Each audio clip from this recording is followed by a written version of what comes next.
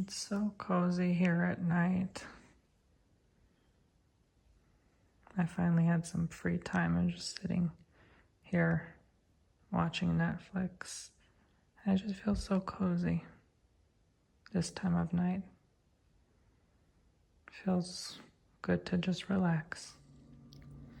Got my coffee cup here, settling for the coffee cup candle wax and tarot pick a cup candle and card reading in one, and my own coffee cup here with some heated toasty warm croissant. This nice product I have on my wrists that you cannot see, but I am showing you very soon in a video. I don't want to spoil, obviously. And Paco Taco, do you want a croissant? Would you like a croissant? Hey buddy, tonight's our last night sleeping in that queen bed. We're gonna sleep like kings from now on. Yeah, you want a croissant? You like a croissant? No. Come here. You wanna go eat your food? Gotta encourage you to eat your food somehow. Look how much meat I mixed in your dog food. The house is kind of a little disorganized right now because of that video I'm about to film. Card, candle, and coffee cup.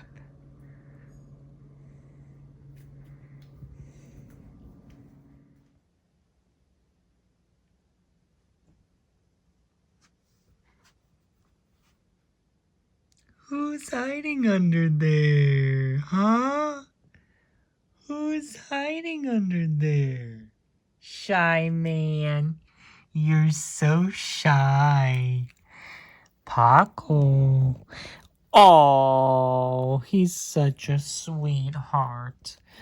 Oh, he's such a good boy. Oh, you always cheer me up. Fluff puff. Yes, you do. House of 11. My Cardi B laugh. I noticed like the more I'm working out, the more better like fit forming my clothes are.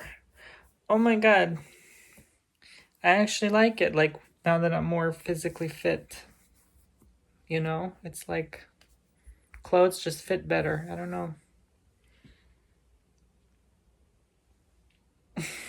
Some days you're in such a hurry that you just have time to make some toast for lunch with some pepper jack cheese and black forest ham. Get my new bed tomorrow. Getting my new bed tomorrow. Tonight's the last night on the queen bed. I can't wait to get my toast. Hey, it's your girl, Cardi B. So I'm gonna go with these bananas. Oh, shoot, Tony's gonna be mad at me. Y'all remember my Cardi B Nicki Minaj video. People keep requesting it back, and I'm like, oh my god, like, maybe it wasn't so wise to make that video, just make an embarrassment of myself. Like, maybe it wasn't so wise. And someone said, like, it's not too late to delete the Britney video. I'm like, excuse me? I'm gonna go Karen on them. Excuse me? You know what? I wasn't insulting Britney. I'm a hashtag free Britney too, okay? Okay. I stand for free Britney, okay? It's not funny. You know what? Why not? Why not do a toast mukbang? You know, it's not a mukbang, but it's part of my vlog. So why not? Since I'm running out of time and I need some sleep. And yeah. Here we go. I'm all hyped up. I'm all hyped up for you guys. This is my imperfect day. Right? The life of a YouTuber. The life of a person who doesn't know what they're doing and they have like 10 jobs. By the way, my new ASMR albums came out today, 4 of them. Hypnotherapist consultation, old school ASMR. Books I recommend,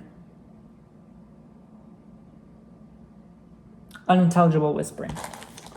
I had to think about that one. TonyBomboni.com/ASMR-albums. You guys rock. I have like, oh my god, probably over 30 by now. There, that's it. That's all you need for lunch sometimes, okay? And honestly, I already had like a croissant, some cookies, a banana, and a cool mint chocolate chip energy bar today, so. Now it's toast. Oh my god, and it's only 2 o'clock. That's what happens when you're up since 5. Sometimes when you sleep with your dog, where did he go? Where'd that little stinker go? Paco. The dog. That's how I find him. The dog. The dog. The doggy.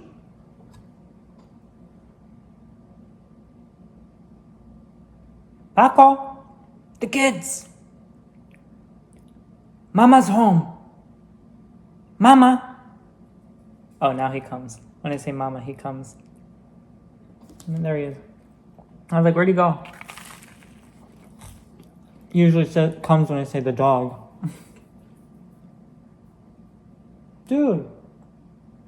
Oh, I think he's waiting by the front because he wants to go pee. He's so smart. He waits by the front door when he wants to go pee. Okay, after I have a sandwich, I'll take you pee. Those little ones can only hold it in up to like 2-3 hours at most. That's a stretch. I always take them every hour, sometimes half hour. Dogs love to go outside. That's a big reason I got a dog. I wasn't getting time outside. I was stuck at home all the time working like a slave. I'm a slave for you. I mean, that's how I felt. So, it gave me an excuse to go outside and go for a walk and,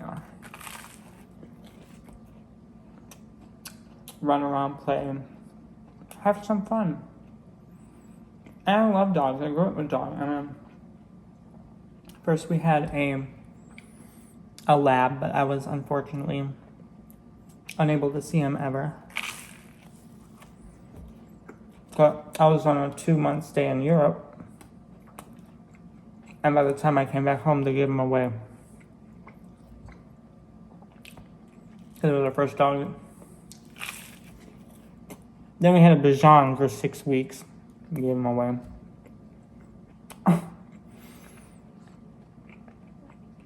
Then we had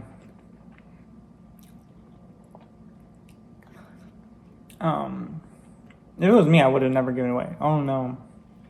Like, I'm gonna be honest, like, I had like what you call postpartum depression with my dog. No, I mean seriously, I had it bad. Like, it felt like my child, and I was like, I literally didn't even want him. Right? You guys remember that? I was like, you guys were scared for me. You were like, oh my god, don't give him away. Don't give your dog away, right? Back in a few years ago, I felt like the burden or responsibility. Like, you literally had to take care of him like a baby. I hardly had time for him. I was like, what did I get myself into? Oh my god. So I realized it was like literally the equivalent of postpartum depression. Like, it felt as if I literally conceived that child, and it felt like I literally gave birth to him, and like now I'm like humanly responsible for his 15 to 18 years of life, maybe even more. So like, it hit me, and I just got like so depressed.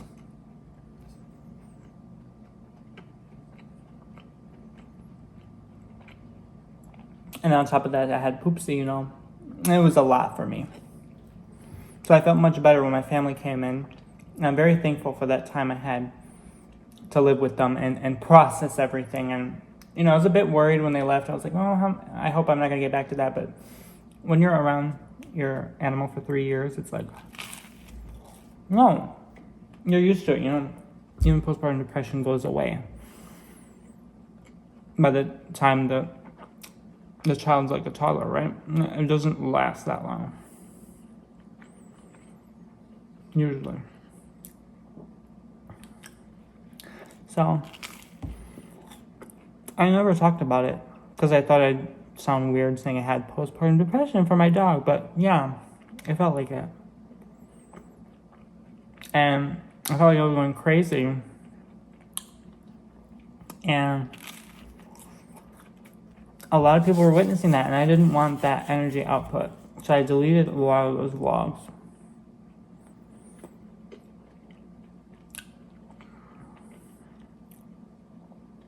You know.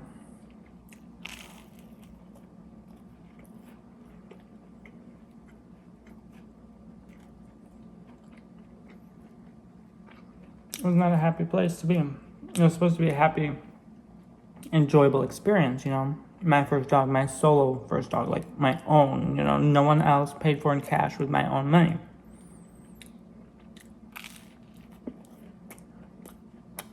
Well, I think that's when I first started getting upset. People were telling me like, oh my God, why did you buy your dog? I didn't want problems. I don't have experience. Well, I do growing up, but, you know. And then we had a poodle after the Bichon. They gave it away too. So because of that mentality, I was about to with Paco as well. Thank goodness I didn't, and I stopped listening to the devil in my head, and I stuck with it, and I said, you know what, this sucks, this feeling sucks. I don't know why I feel like I don't want a dog anymore, but I'm going to stick through it because I know it's green on the other side. Thank goodness, and my family came through. I think when my mom first came from the airport to see me and the dog the first time, my dog immediately started crying for my mom. At that moment, I knew everything's gonna be okay.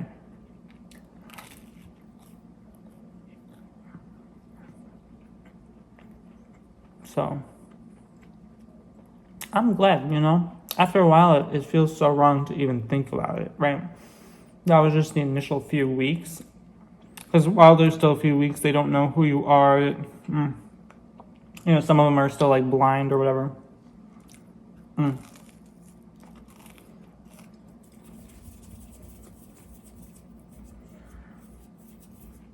they just wouldn't remember after a while. But after that, that's just harsh. Like, I don't recommend it. Unless you really have no choice, then you have to like, we didn't know how to give birds away, like constantly growing up. And they adjust, they don't care.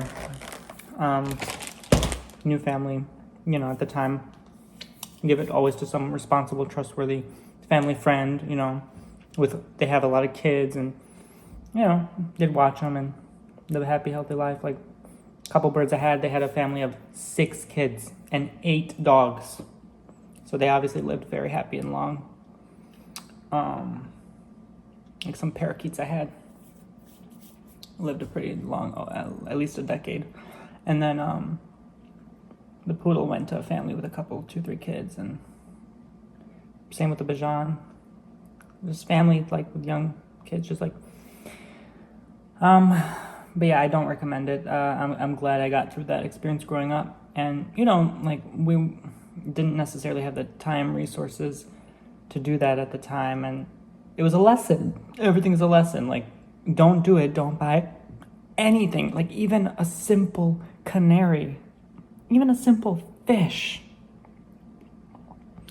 Unless you're willing to commit at least a combined hour a day.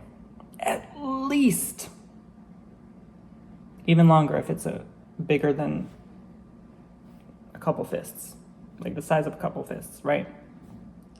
The bigger the brain, the more time you gotta spend with them, okay? So anyways, guys, that's enough of my rant about animals. I'm glad I got through that hard time, but it taught me, like, you know what, this isn't so bad, and maybe even one day I can do the same with, you know, a real kid, and people are like, oh my God, don't you ever think about getting kids? I'm like, oh, don't worry, honey, I'm not. But, you know, lately, you know, as you age and you start to mature and you start to think differently about things and you start to realize, like, this isn't so bad after all, you know. But yeah, obviously you have to wait for the right time, the responsibility. But that postpartum feeling scared me. So I was like, yeah, I don't think I'm ever doing this again. Even with the dog, with anything. This is probably my last pet, but we'll see. You never know what life brings. But anyway, guys, thank you for joining me on my journey. Hope you enjoyed this session. I'll see you in the next one. Bye, guys.